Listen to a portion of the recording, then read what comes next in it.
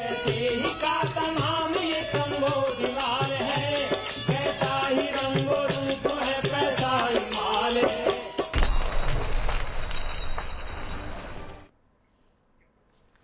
नमस्कार, मैं हूं शुभम शंकरधर। आप देख रहे हैं मनी 9। स्वागत है आपका मनी सेंट्रल में। दिन की सबसे बड़ी, सबसे जरूरी खबरों के विश्लेषण के लिए मेरे साथ स्टूडियो में मनी 9 के एडिटर अंशुमान तिवारी जी जुड़ गए हैं। सर, बहुत स्वागत है आपका। अंशुमान जी से चर्चा शुरू की जाए उससे पहले आपको बता दें आज कौन सी खबरों को शामिल किया गया है मनी सेंट्रल के लिए। शुरुआत करेंगे रबी की बुआई की एक खबर के साथ। क्या संकेत दे रही रबी की बुआई? आंकड़े आने लगे हैं, आंकड़े थोड़े से चिंताजनक हैं। क्या कुछ आंकड़े हैं, क्या कुछ इनसे संकेत पकड़ सकते हैं, ये जानेंगे। बैंक करें तो करें क्या? बैंक एक अजीब उलझन में है। आरबीआई ने बैंकों से कहा है कि सस्ता फंड जुटाइए, सस्ता कर्ज लीजिए, एक तरीके से उसके बाद कर्ज दीजिए। ब्याज दरें ऊंचाई पर हैं, बैंक करें तो करें क्या? अजीब दुविधा में फंसे बैंक, इसको समझेंगे। विदेशी निवेशकों को भेजे जा रहे नोटिस। क्यों भेजे जा रहे हैं नोटिस? वो भी ऐसे समय पे जब विदेशी निवेशक पहले से बिकवाली कर रहे हैं। इस समय ये नोटिस का आना कितना चोट पहुंचा सकता है, ये समझेंगे। कहां से बटेगा 5 साल फ्री राशन? ये पूरा गणित समझेंगे। अनाज का गणित समझेंगे, सब्सिडी का गणित समझेंगे। दिन की सबसे बड़ी खबर में कहां से बटेगा 5 साल तक फ्री राशन? क्यों एफएमसीजी बिजनेस से बाहर निकल रहे अदानी? ये तो सबसे प्यारी कंपनी थी, बड़ा ब्रांड था फॉर्च्यून।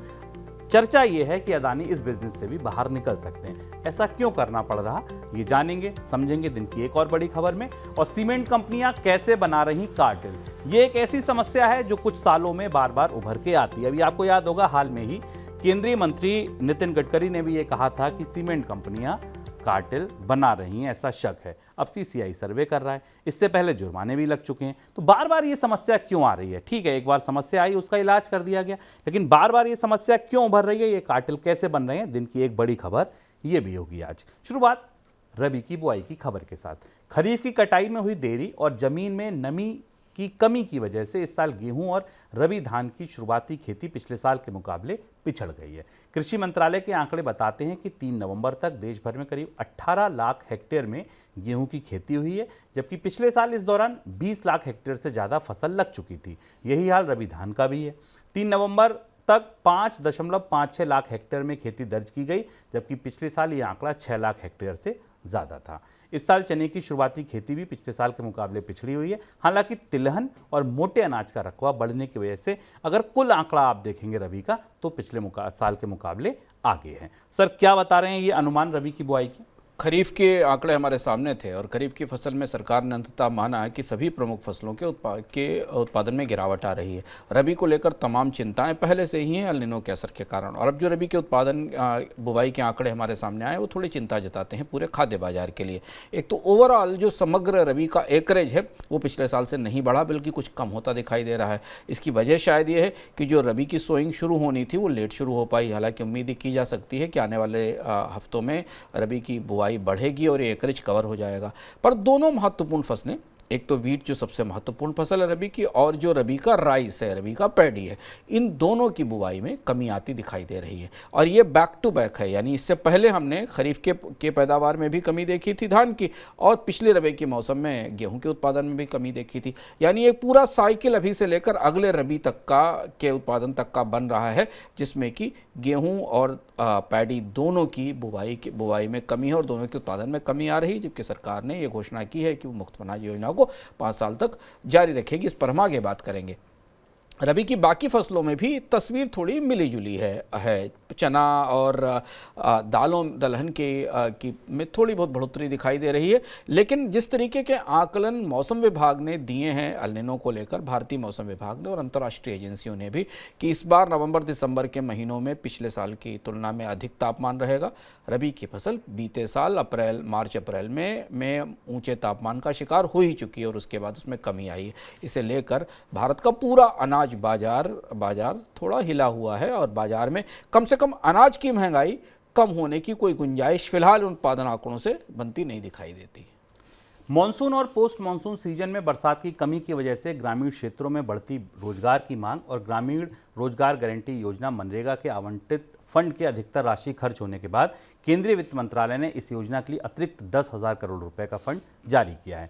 मनरेगा के लिए केंद्र सरकार ने पूरे वित्त वर्ष के लिए 60,000 करोड़ रुपए का फंड आवंटन किया था, लेकिन 95% पैसा अक्टूबर तक ही खत्म हो चुका था, तो नया फंड ज़रूरी था, जिसके लिए 10,000 करोड़ रुपया नया डाला गया है। सर, अब ये काफ़ी होगा? पर्याप्त ये भी नहीं है, और हम बराबर ये बताते रहे कि मनरेगा भारत की ग्रामीण अर्थव्यवस्था को नापने का सबसे महत्वपूर्ण सूचकांक है। अगर गांव में अमन चैन है, खुशहाली है, जॉब्स हैं, लोग बाहर आकर उनको रोजगार और काम मिल रहा है, तो मनरेगा की मांग कम होनी चाहिए। ये पूरा साल, बल्कि इससे पिछले साल के दौरान भारत की आर्थिक विकास दर 6%, 7% के आसपास रही। हमने पेंट अप डिमांड भी देखी, पर इस सारी गतिविधि जो गाँव से दूर शहरों में हो रही थी, उसका कोई असर ग्रामीण अर्थव्यवस्था पर नहीं दिखाई दिया। और इसकी वजह यह है कि मनरेगा जिसे सरकारें मान रही थी, इस बार बजट पेश करते समय शुभम की इस साल मनरेगा को ज़्यादा पैसा देने की ज़रूरत नहीं होगी, क्योंकि शहरों में काम निकलना शुरू होगा, गांव से लेबर शहर आ जाएंगे और उन्हें काम मिलना शुरू होगा। वैसा नहीं हुआ। ये पूरा आकलन पहले ही तिमाही में बैठ गया और उसके बाद अगली तिमाही में और ज़्यादा बैठ गया। मनरेगा में जो कि सस्ती और केवल 180 दिन के रोजगार के कमिटमेंट के अगेंस्ट अभी तो 40-45 दिन का रोजगार ही मिल पा रहा है, ऐसी स्कीम है, उसमें भी काम की मांग बेहद ज़्यादा है। ग्रामीण बेरोजगारी की दर काफ़ी ऊंची बनी हुई है और मनरेगा के खर्च को लेकर सरकार का पूरा आकलन अब पटरी से उतर गया है। अधिकांश पैसा खर्च हो चुका है, जबकि अभी आधा साल, लगभग 2 तिमाहियाँ तो आप मान लें बाकी ही हैं पड़ी हुई। उन 2 तिमाहियों में भी अगर रबी की फसल को लेकर और रबी के बाद तक अगर बेहतर ग्रामीण अर्थव्यवस्था में बेहतर मांग नहीं दिखी, जो कि नहीं दिख रही है त्योहारी आंकड़ों के हिसाब से, तो सरकार को इस बार मनरेगा में पिछले साल से कहीं ज़्यादा पैसा खर्च करना पड़ सकता है। केंद्र सरकार ने बैंकों को महंगे बल्क डिपॉजिट पर दांव खेलने को लेकर सावधान किया है और बैंकों से कहा है कि वे सस्ते रिटेल डिपॉजिट पर ज़्यादा ध्यान दें। हाल ही में बैंकों के साथ वरिष्ठ सरकारी अधिकारियों की बैठक के दौरान ये हिदायत दी गई है।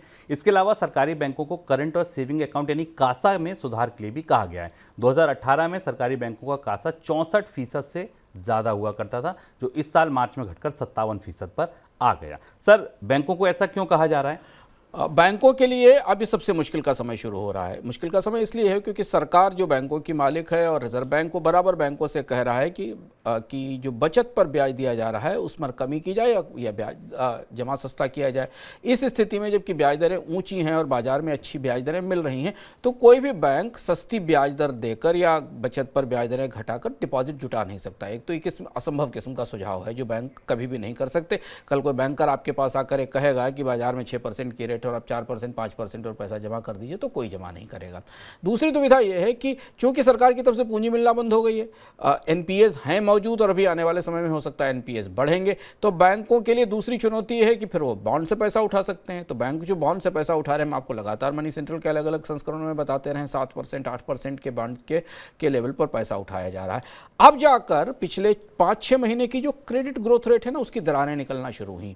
अब सरकार और बैंकों को ये समझ में आ रहा है कि ब्याज दरें लंबे समय तक ऊंची रहनी है, कर्ज की मांग में बहुत सारा कर्ज अनसिक्योर्ड कर्ज की तरफ बढ़ रहा है। ऐसी स्थिति में अगर जो महंगे डिपॉजिट्स अभी जुटाए जा रहे हैं एफडी के तौर पर 5 साल के लिए, 6 साल के लिए, 4 साल के लिए, इनको सर्विस करना, इनका ब्याज देना कितना संभव होगा, क्योंकि अगर कर्ज की मांग नहीं दिखाई दी। और इसीलिए इसमें दूसरी बात और जोड़ी गई, इसीलिए बैंकों से कहा गया कि वो अपने कासा रेशियो को बेटर करें और सस्ता डिपॉजिट यानी करंट अकाउंट का डिपॉजिट आना शुरू हो, सेविंग बैंक्स में डिपॉजिट आना शुरू हो, लोग एफडी से बचें। ज़्यादातर लोग एफडी में पैसा ना डालें, अपने आप को करंट और सेविंग अकाउंट में रखें, जहां पर ब्याज दरें ना के बराबर होती हैं, मामूली होती हैं।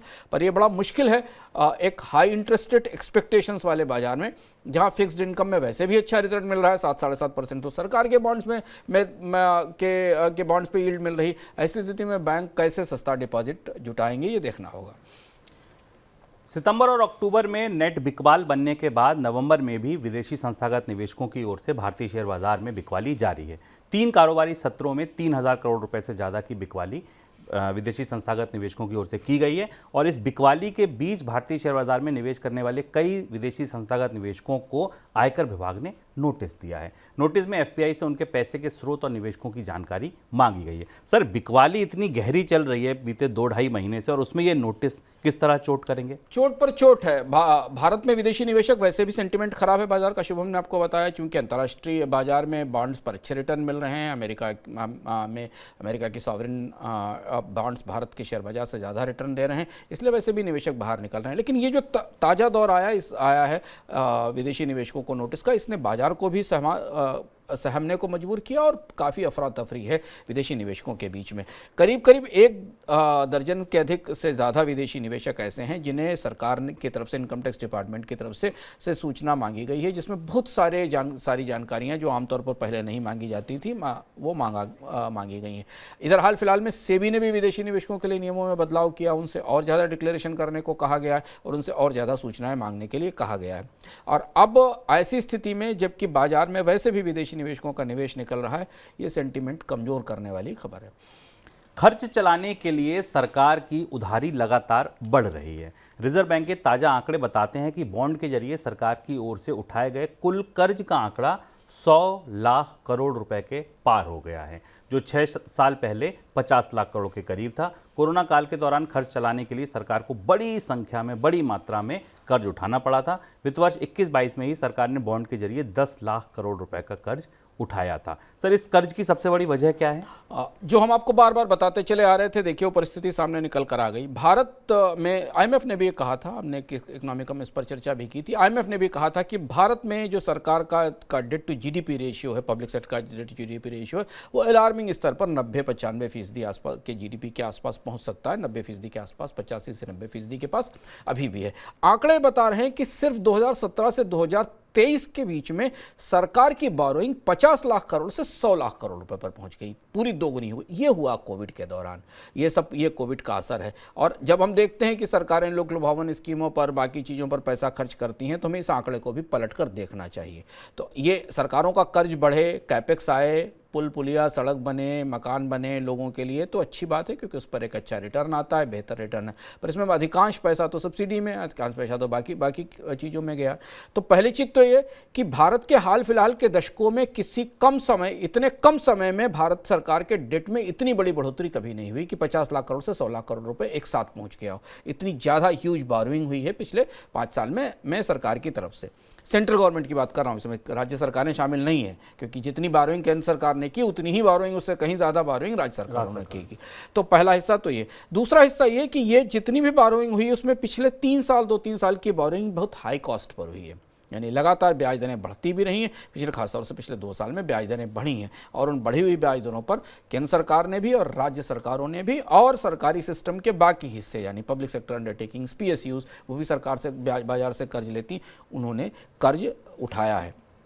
जब हम सारी चर्चाओं पर और सब्सिडी पर और तमाम स्कीमों से बाहर निकल कर देखते हैं तो ये आंकड़ा भारत की वित्तीय स्थिति की बड़ी दरार बताता है। ध्यान रखना ज़रूरी है कि भारतीय बॉन्ड अब ग्लोबल मार्केट में लिस्ट हो रहे हैं और वहाँ यही आंकड़ा सबसे करीब से पढ़ा जाएगा कि भारत सरकार की कंपनी, भारत सरकार की एजेंसियाँ, सरकार कितना कर्ज लेती है और क्या भारत के पास इतनी बचतें हैं कि वो इस कर्ज को चुका सके, और नहीं तो फिर करेंसी प्रिंटिंग और महंगाई जैसे खतरे सामने होते हैं। देश की दिग्गज एफएमसीजी कंपनियों की बिक्री में तो ज़्यादा ग्रोथ नज़र नहीं आई, लेकिन उनके मुनाफों में बढ़ोतरी देखी जा रही है। सितंबर तिमाही के दौरान एक तरफ एफएमसीजी कंपनियों के मुनाफे में जोरदार बढ़ोतरी देखी गई, लेकिन दूसरी तरफ बिक्री के आंकड़े देखें तो उनमें ज़्यादा ग्रोथ नहीं है। कंपनियों के लिए उत्पादन की लागत में आई कमी और खर्चों में कटौती की वजह से सेल ग्रोथ के बावजूद कमाई बढ़ती दिख रही। सर, ये ट्रेंड कितना चौंकाने वाला है कि बिक्री नहीं बढ़ी लेकिन मुनाफे बढ़ गए? शुभम, अगर आप स्टॉक मार्केट के निवेशक हैं तो ये खबर आपके कानों में संगीत की तरह बजेगी। एक कंपनी जिसकी बिक्री भी नहीं बढ़ रही है, इसके बाद भी उसके मुनाफे और मार्जिन बढ़ रहे हैं, मार्केट को तो यही चाहिए। लेकिन अगर आप अर्थव्यवस्था की पल्स को समझने की कोशिश करते हैं, रोजगार की संभावना देखते हैं, डिमांड की संभावना देखते हैं, तो ये खबर चिंता पैदा करने वाली। कंपनियों के सेल्स वॉल्यूम नहीं बढ़े। भारत में एफएमसीजी कंपनियों के सेल्स वॉल्यूम ना बढ़ना या उनकी बिक्री की मात्रा ना बढ़ना अपने में बड़ी चिंता की बात है, क्योंकि भारतीय बाजार मास मार्केट है और अगर Hindustan Lever, Nestle, Dabur, PNG जैसी कंपनियां देश के बड़े हिस्से में अपनी सेल्स ही नहीं बढ़ा पा रही हैं, उनके सेल्स खरीदने वाले लोग जो महीने में 200 रुपये की एफएमसीजी खरीदते थे, अगर वो 250 रुपये की एफएमसीजी नहीं खरीद रहे हैं तो कहीं ना कहीं मशीन में भीतर बेहद कमजोरी है, अंदर कहीं मांग की मशीन टूटी हुई है। लेकिन उनके मुनाफे इसलिए बढ़े कि एक तो कंपनियों ने कीमतें बढ़ाई, हम आपको पिछले साल बताते चले आए, हिंदुस्तान लीवर ने, नेस्ले ने, सारी कंपनियों ने अपने उत्पादों की कीमतें बढ़ाई। और दूसरी चीज़ है कि उन्होंने खर्चों में कटौती की, अपनी कॉस्ट में कमी की। उस कॉस्ट में कमी का नतीजा है कि निवेशक के तौर पर अगर आप इन एफएमसीजी कंपनियों को देखें तो आपके लिए अच्छी खबर है कि कंपनियों ने अपने बैलेंस शीट को प्रॉपर मैनेज किया, प्रॉफिट मार्जिन्स बेटर रखे, पर सेल्स नहीं बढ़ी, ये चिंता की बात है। यानी बॉटम लाइन तो ठीक है, लेकिन कंपनियों के अपनी ग्रोथ जो कि रोजगार, मांग और बाकी चीज़ों को प्रोत्साहित करती, वहाँ कमी दिख रही है। आगे बढ़ते हैं दिन की सबसे बड़ी खबरों की तरफ।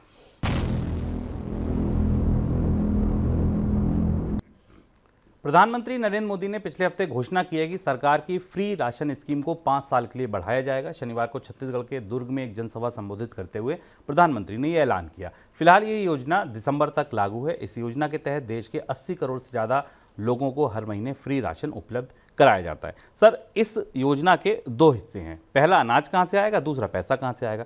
पहले पैसे वाला हिस्सा समझते हैं। सब्सिडी का पूरा गणित या पैसे का पूरा गणित क्या कहता है? इस स्कीम की घोषणा को लेकर एक आश्चर्य आया प्रधानमंत्री की इस घोषणा के बाद। ये बात तो सबको लग रही थी शुभम, सबको पता था कि ये स्कीम मई जून तक बढ़ा दी जाएगी, चुनाव तक बढ़ा दी जाएगी, पर प्रधानमंत्री से 5 साल तक बढ़ाने की घोषणा कर देंगे, इसकी तैयारी खाद्य मंत्रालय ने भी नहीं की थी और वित्त मंत्रालय ने भी नहीं की थी। राजनीतिक आग्रह, दबाव ऐसे हैं कि अगर उसको चुनाव तक घोषित किया जाता तो ये सवाल उठाया जाता है कि सरकार केवल चुनाव के ध्यान करके कर रही है। लेकिन लंबे दौर में ये स्कीम वित्त मंत्रालय के लिए चुनौती बनेगी। हम आपको याद दिलाना चाहते हैं कि पिछले साल वित्त मंत्रालय ने इस स्कीम को बंद करने की सिफारिश की थी और ये कहा था कि कोविड खत्म हो गया और इसमें न तो मुफ्त अनाज बांटा जा सकता, नीति आयोग का एक पर्चा भी इस पर आया था, और ना सरकार इतनी सब्सिडी दे सकती, लेकिन इस स्कीम को बंद कर दिया जाए। काफ़ी जद्दोजहद चली, पर साल के अंत में नवंबर-दिसंबर के बाद इस स्कीम को फिर साल भर के लिए बढ़ा दिया गया था। और आपको याद होगा कि बजट में अतिरिक्त सब्सिडी का आवंटन भी इस स्कीम के लिए किया गया था। अब ये 5 साल के लिए स्कीम बढ़ा दी गई। एक तरह से आप मौजूदा राजनीतिक परिस्थिति में मान लें कि फिर स्कीम शुभम स्थायी जैसी हो गई है। अब शायद ही आने वाली सरकारें इस मुफ्त अनाज की स्कीम को वापस ले पाएं, क्योंकि इतना लंबा, क्योंकि आई थी तो ये कोविड के आपातकालीन व्यवस्था के तहत थी, क्योंकि लोगों के पास काम बंद था, लोग घरों में बंद थे लॉकडाउन के दौरान, तो उन्हें अनाज देने के लिए, उनके भोजन की मदद के लिए आई थी। तो अब अभी फिलहाल 5 साल की स्कीम की सब्सिडी का तो कोई आकलन भी उपलब्ध नहीं है। 5 साल तक इस स्कीम पर कितनी सब्सिडी खर्च करनी पड़ेगी। पर अगर आप मोटा आकलन मारने की कोशिश करें तो इस साल सरकार ने 1,97,350 करोड़ रुपए फूड सब्सिडी के तहत रखे थे, यानी लगभग 1,98,000 करोड़ रुपए की राशि इस साल के बजट में रखी गई थी। इसमें से 95,149 करोड़ रुपए, यानी करीब 48 से 50% हिस्सा निकल चुका है सितंबर तक। इतना पैसा फूड सब्सिडी में जा चुका है। अगर आप मिनिमम रूप से माने शुभम कि 2 लाख करोड़ रुपए के आसपास की सब्सिडी हर साल दी जानी होगी, तो 5 साल तक सरकार को फूड सब्सिडी का बिल लगातार बढ़ाकर रखना होगा, अगर औसत आप इसकी कॉस्ट माने। और अगर ये उस कॉस्ट पर हम बता रहे हैं जो आज की इकोनॉमिक कॉस्ट है, जिस इकोनॉमिक कॉस्ट पर एफसीआई आज खरीद रही है। एमएसपी बढ़ता जाएगा, एफसीआई की खरीद लागत बढ़ती जाएगी, कैरिंग कॉस्ट बढ़ती जाएगी, गोदामों में रखने की लागत बढ़ेगी, वो सारी लागतें बढ़ती चली जाएंगी। और इस तरह से ये स्कीम भारत में अपने तरह की सबसे बड़ी सब्सिडी स्कीम, सबसे बड़ी और सबसे लंबे समय तक चलने वाली फूड सब्सिडी स्कीम बनकर आ गई है। अब इसके दोनों पक्ष हैं। एक पहलू ये मान रहा है, सरकार का कहना यह कि भारत के लोगों को मुफ्त अनाज लंबे समय तक मिलना चाहिए, सरकार उसे देती। दूसरा पहलू यह है कि मुफ्त अनाज की स्कीम ये भी साबित करती है कहीं ना कहीं कि रूरल एरिया में डिस्ट्रेस है, ग्रामीण इलाकों में खाने की कमी है, और आप 80 करोड़ 90 करोड़ लोगों को आज भी मुफ्त अनाज दे रहे हैं। इसका मतलब है कि उनके पास पर्याप्त जीवन जीने की सहूलियतें नहीं। पर बेहद आर्थिक दृष्टि से बेहद असमंजस भरा फैसला रहा होगा, पर राजनीति हमेशा आर्थिक फैसलों पर भारी पड़ती है, और वैसा हमें दिखाई दिया। अब थोड़ा सा आप रिवाइंड कीजिए मनी सेंट्रल और फिर से वो खबर पढ़िए, सुनिए, जिसमें अभी बताया था कि भारत सरकार का कर्ज 100 लाख करोड़ के पार पहुंच गया है। 5 साल तक अगर ये राशन बांटना है तो सब्सिडी के लिए पैसा कहाँ से आएगा? सीधी सी बात है, आप कर्ज ले रहे हैं तो और कर्ज लेना पड़ेगा।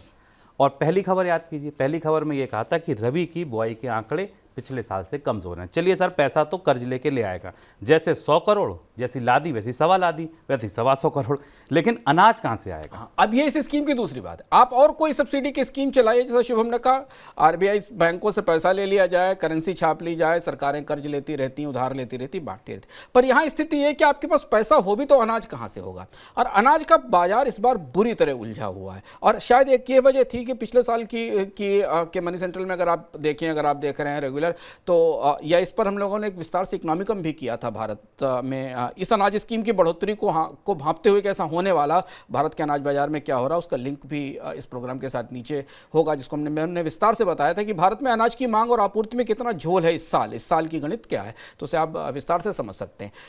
सब्सिडी है, पैसा बांटने की क्षमता है, सरकारें कर्ज लेकर बांट सकती हैं, पर अनाज का क्या होगा? गेहूं और चावल कहां से आएगा, क्योंकि उसकी तो उत्पादन ही नहीं है। इस साल के आंकड़े बताते हैं, विस्तार से हमने उस कार्यक्रम में बताया था। इस साल सरकार की सरकारी खरीद गेहूं की कम रही। पिछले साल आपको याद होगा सरकार को लंबे समय तक खरीद करनी पड़ी, लेकिन सरकार के पास पर्याप्त गेहूं की खरीद नहीं हो पाई। अभी हम खरीफ की बुआई देख रहे हैं, तो खरीफ की खरीद देख रहे हैं शुभम, तो पिछले साल से कम दिखाई दे रही सरकारी कांटों पर। धान की भी आपूर्ति नहीं दिखाई दे रही। गेहूं इसमें खासतौर पर सबसे बड़ी कमजोरी है। गेहूं का भंडार पिछले कई सालों में न्यूनतम स्तर पर है। अनाज का बाजार सरकार को लगातार चकमा दे रहा है। किसानों को ये पता है कि सरकार को इतना अनाज चाहिए मुफ्त अनाज में स्कीम में बांटने के लिए, और इसके अलावा बाजार में वैसे भी मांग और आपूर्ति की कमी है। इसलिए सरकारी खरीद में गेहूं में 2 वर्षों से लगातार स्थायी गिरावट दिख रही। सरकारी खरीद के अगर आप आंकड़े देखें गेहूं की सरकारी खरीद में और चावल की खरीद में कोई बड़ी सब्सटेंशियल बढ़ोतरी पिछले 2 साल से नहीं हुई है। इस साल गेहूं के आंकड़े और के सामने आंकड़े हमारे सामने उपलब्ध हैं। अब सरकार को लगातार नियमित रूप से इस स्कीम को चलाने के लिए जो मांग और आपूर्ति का अंतर है उसे संभालना होगा, और इसके लिए जो ह्यूज अनाज की ज़रूरत है दोनों स्थितियों में, उसमें सबसे बड़ी चुनौती गेहूं को लेकर आएगी। क्योंकि गेहूं उपलब्ध कराना मुफ्त अनाज स्कीम के तहत मौजूदा मांग आपूर्ति के स्तर पर संभव नहीं होगा। इसलिए आपको याद होगा कि सरकार ने कई जगह राज्यों में गेहूं के बदले चावल देने की पेशकश भी की थी। तो अब अनाज तो नहीं आएगा, पैसा तो छाप लिया जाएगा, पैसा तो तैयार हो जाएगा। यहाँ अब भारतीय अनाज बाजार को हमें अगले 2-3 महीने तक बेहद करीब से देखना होगा, क्योंकि अनाज के कमिटमेंट्स तो सामने आ गए हैं कि कितना अनाज चाहिए सरकार को इस स्कीम को 5 साल तक चलाने के लिए। क्या भारत में किसानों की तरफ से उतनी उपज और पैदावार आएगी? और अगर नहीं आएगी तो भारत को गेहूं का आयात करना पड़ सकता है। एक चीज़ मुझे इस फिलहाल मौजूदा परिस्थिति में शुभम स्पष्ट रूप से लग रही कि भारत से गेहूं का निर्यात अब तो नहीं खुलेगा। ये तो बिल्कुल तय मान सकते हैं आप। मौजूदा स्थिति में जितना गेहूं बाजार में उपलब्ध है, उस स्कीम को चलाए रखने के लिए जितने गेहूं की ज़रूरत है और कीमतों की जो स्थिति रिकॉर्ड लेवल पर बनी हुई, उस स्थिति में गेहूं का निर्यात नहीं खुलेगा। चावल के निर्यात को लेकर ये देखना पड़ेगा कि खरीफ की फसल का क्या होगा। लेकिन इस स्कीम का एक बड़ा ड्रॉबैक मुझे अभी तात्कालिक तौर पर नजर आता है कि भारत ने अनाजों के निर्यात में जो अंतर्राष्ट्रीय बाजार में अपनी जगह बनाई थी, उससे भारत को समझौता करना पड़ेगा, क्योंकि अब निर्यात के बाजार में भेजने लायक अनाज और गेहूं उतना पर्याप्त अनाज फिलहाल अभी इन 2 फसलों में आने वाली रबी में और मौजूदा खरीफ में तो आता नहीं दिखाई देता। अदानी ग्रुप एफएमसीजी कारोबार से बाहर हो सकता है। चर्चा ये है कि अदानी ग्रुप की तरफ से अदानी बिल्डर कंपनी में अपनी सारी हिस्सेदारी करीब 43.9% हिस्सेदारी बेचने के लिए मल्टीनेशनल कंपनियों के साथ बातचीत चल रही है। आज जो खबर प्रकाशित हुई उसमें ये पता चला कि इसकी पूरी डील का जो साइज़ है वो $2.5 से $3 बिलियन तक हो सकता है। अगले 1 महीने में इस डील की ऐलान की संभावना भी है। सर, इतना ज़रूरी ब्रांड था फॉर्च्यून, इतनी ज़रूरी कंपनी थी अदानी समूह के लिए, आपको क्या लगता है अगर हम सारी कंपनी देखें, 1 दर्जन कंपनियां हैं, उसमें ये कंपनी कितनी इंपॉर्टेंट थी? अडानी समूह के लिए ये फैसला, आज ये खबर काफ़ी सनसनीखेज थी, चौंकाने वाली थी, और इस पर आधिकारिक रूप से समूह की तरफ से शायद अभी कोई टिप्पणी नहीं आई, लेकिन बाजार में इस बात की पुख्ता रूप से चर्चा है कि सिंगापुर की जो कंपनी है विल्मर इंटरनेशनल, जिसके साथ अडानी समूह ने करार किया था, उससे अडानी बाहर निकलना चाहते हैं। अडानी समूह का सबसे बुनियादी कारोबार यही था, यहीं से अडानी समूह ने अपने आप को कंज्यूमर रेडवेल ऑयल और इसके साथ जुड़े हुए बहुत सारे प्रोडक्ट्स में सामने रखा था। और अब इससे बाहर निकलने का मतलब है इसके 2 असर बाजार को दिखाई दे रहे हैं। पहली वजह ये कि एक तो अडानी समूह पर जितना कर्ज है उसे चुकाने के लिए अब नए कर्ज की व्यवस्था नहीं है, और इसलिए अडानी समूह से बेचकर उस पैसे से अपने कर्ज को चुकाने की कोशिश कर रहा है। जैसे मैंने आपको बताया कि 2.5 से $3 बिलियन के आसपास की डील की वैल्यू मानी जा रही है इसकी, जिसमें अडानी समूह की स्टेक करीब 43 से 44% के आसपास है।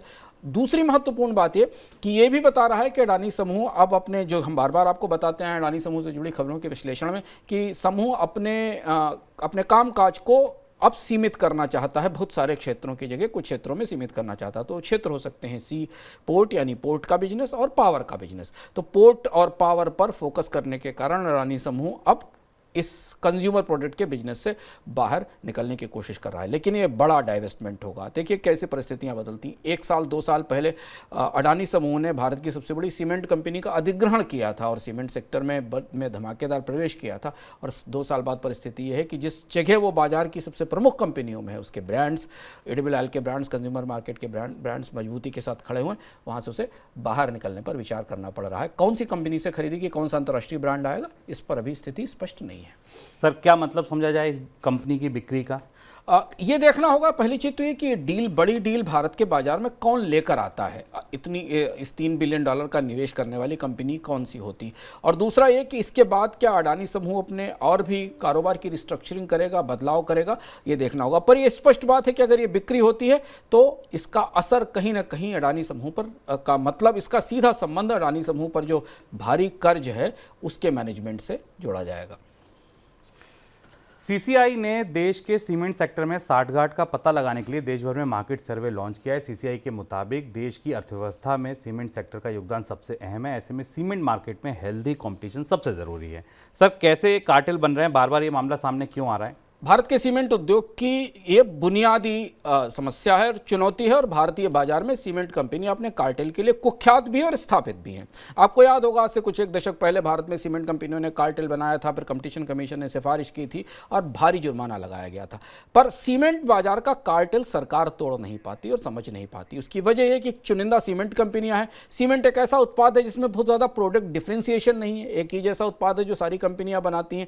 उनके अपने अपने रीजनल मार्केट हैं जिन अलग अलग मार्केट्स में बटे हुए हैं, क्योंकि सीमेंट एक ऐसा प्रोडक्ट है कि पूरे देश में, इतने बड़े देश में पैन इंडिया नहीं सेल होता।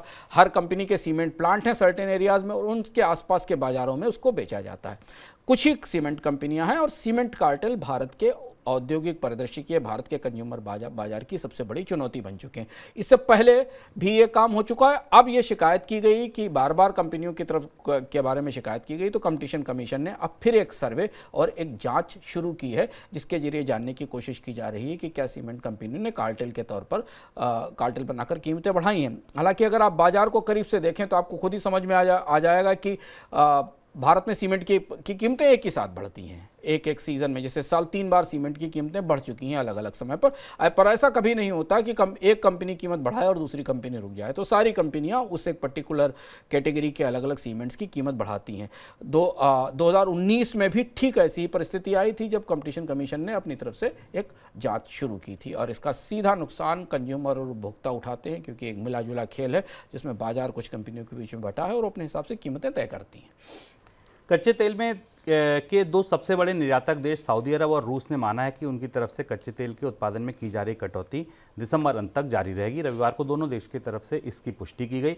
दोनों देशों की पुष्टि के बाद आज ग्लोबल मार्केट में कच्चे तेल की कीमतों में थोड़ी रिकवरी देखने को मिली। विदेशी बाजार में ब्रेंट क्रूड का भाव $86 प्रति बैरल के करीब पहुंचा है। पिछले हफ्ते तेज गिरावट आई थी कच्चे तेल के मार्केट में। सर अब क्या परिदृश्य बनता दिख रहा है? कच्चे तेल के बाजार में जो ताजी गिरावट दिखाई दी वो दरअसल अमेरिका में जो ब्याज दरों को लेकर FOMC की बैठक हुई और उसके नतीजे के तौर पर ये माना गया कि फेडरल रिजर्व थोड़ा सा कम आक्रामक है ब्याज दरों में बढ़ोतरी को लेकर। डॉलर इंडेक्स में भी थोड़ी गिरावट आई और इन दोनों परिस्थितियों में कच्चा तेल $85 प्रति बैरल के स्तर से नीचे खिसक कर आ गया।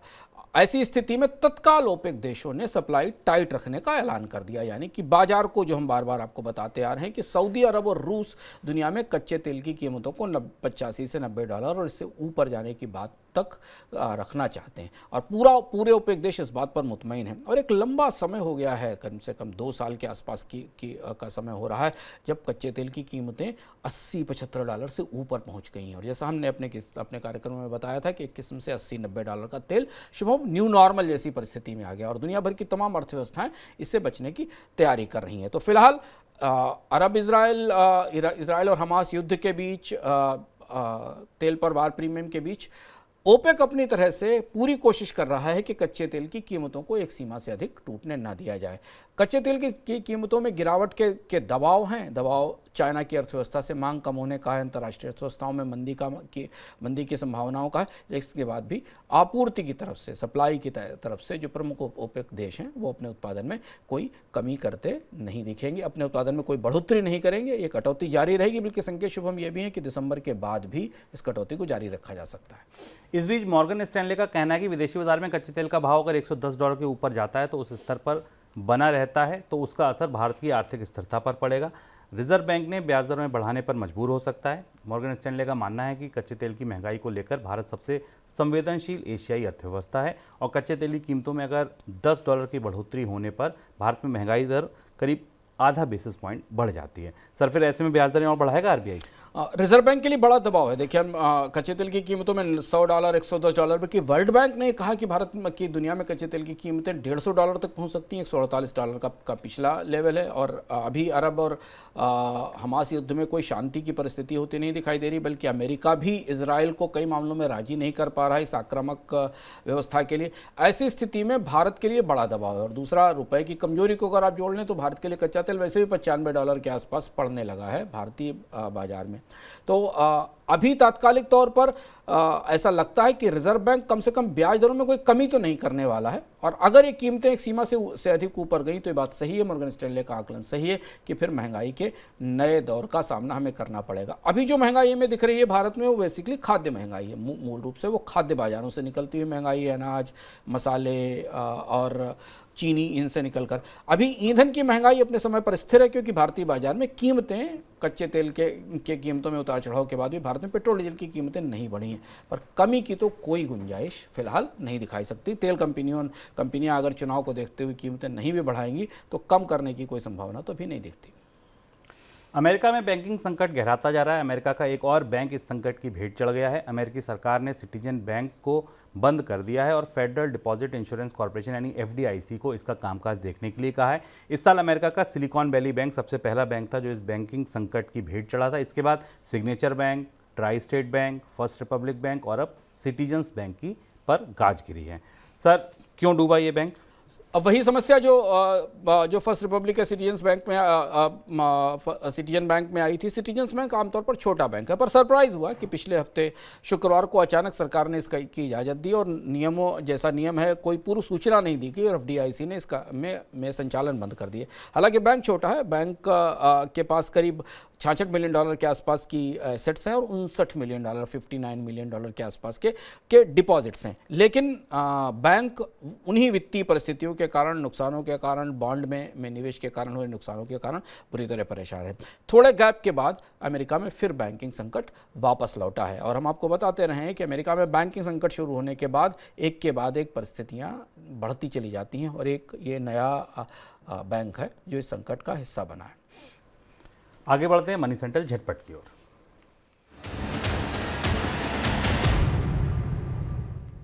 देश से टीवी, टायर, वॉलपेपर और एसी कंप्रेसर जैसी गैर जरूरी उत्पादों का आयात घट रहा है। घरेलू स्तर पर इनके उत्पादन को प्रोत्साहन, सख्त क्वालिटी नियम और आयात को लेकर सख्ती की वजह से इस तरीके की वस्तुओं के इंपोर्ट में गिरावट देखने को मिली है। वाणिज्य मंत्रालय के आंकड़े बताते हैं कि टायरों पर लगाए गए आयात शुल्क के चलते इन उत्पादों का आयात 2019-20 से के 27.6 करोड़ अमेरिकी डॉलर से 74% घटकर 22-23 में $7.4 करोड़ रह गया है। कागज आयात पर सख्ती की वजह से इस साल अप्रैल-अगस्त के दौरान वॉलपेपर का इंपोर्ट 77% घटकर $1 करोड़ रह गया है। इसी तरह फुटवियर और गैस कंप्रेसर के इंपोर्ट में भी गिरावट आई है। देश के जिस सर्विस सेक्टर की ग्रोथ की वजह से जीडीपी में जोरदार रिकवरी आई है, वही सर्विस सेक्टर की ग्रोथ अब धीमी पड़ती दिख रही है। अक्टूबर के दौरान सर्विस PMI 7 महीने के निचले स्तर तक खिसक गया। अक्टूबर में सर्विस PMI का आंकड़ा 58.4 दर्ज किया गया था, जो सितंबर में 61 हुआ करता था। कैपिटल मार्केट रेगुलेटर सेबी ने कहा है कि वे शेयर बाजार में ट्रेड की सेटलमेंट को ट्रेड वाले दिन ही पूरी करने की योजना बना रही है, बिना किसी बाधा के इसे लागू करेंगे। इस योजना को लागू करने होने तभी रोका जाएगा जब शेयर बाजार के भागीदारों की तरफ से कोई गंभीर आपत्ति जताई जाएगी। सेबी ने शेयर बाजार में इंस्टेंट सेटलमेंट अगले साल अक्टूबर से लागू करने का फैसला किया है। सर, कोई टिप्पणी आपकी? सेबी का ये नया प्रस्ताव काफ़ी दिलचस्प और रोचक है। आपको याद होगा कि सेबी ने पहले 3 दिन के सेटलमेंट को 1 दिन किया था और T+1 किया था। खासा विरोध किया था, खासतौर से बड़े निवेशकों ने विरोध किया था, लेकिन वो लागू हो गया। अब भारत शायद दुनिया के उन चुनिंदा बाजारों में शामिल होने जा रहा है जहां पर लाइव सेटलमेंट होगा, यानी उसी दिन सौदों का सेटलमेंट हो जाएगा। रिटेल निवेशकों के लिए ये बहुत अच्छी खबर है, बेहद खबर है, क्योंकि उन्होंने आज सौदा किया और आज ही सौदा सेटल होकर उनके अकाउंट में सेल्स प्रोसीड आ गए और उनके शेयर्स ट्रांसफ़र हो गए। पर ब्रोकर्स या जो बड़े निवेशक हैं उनकी तरफ से फिलहाल इसको कैसे लिया जाएगा इसे देखना होगा, क्योंकि जो एक दिन का सेटलमेंट था तो उस पर हमने काफ़ी बहस चर्चा, बहस मुबाहिसा और सवाल टिप्पणियां देखी थी। हालांकि सेबी का कहना यह है कि अभी तक किसी मार्केट पार्टिसिपेंट ने या किसी मार्केट प्लेयर ने कोई गंभीर आपत्ति इस पर नहीं लगाई है, लेकिन फिर भी ये दिलचस्प है कि भारतीय बाजार में एक ही दिन में शेयर्स के सौदे सेटल होने लगेंगे। तो ये था हमारा आज का मनी सेंट्रल। कल फिर आएंगे नए संस्करण के साथ, तब तक के लिए दीजिए इजाजत। नमस्कार। ऐसे ही का नाम ये कंबोधिला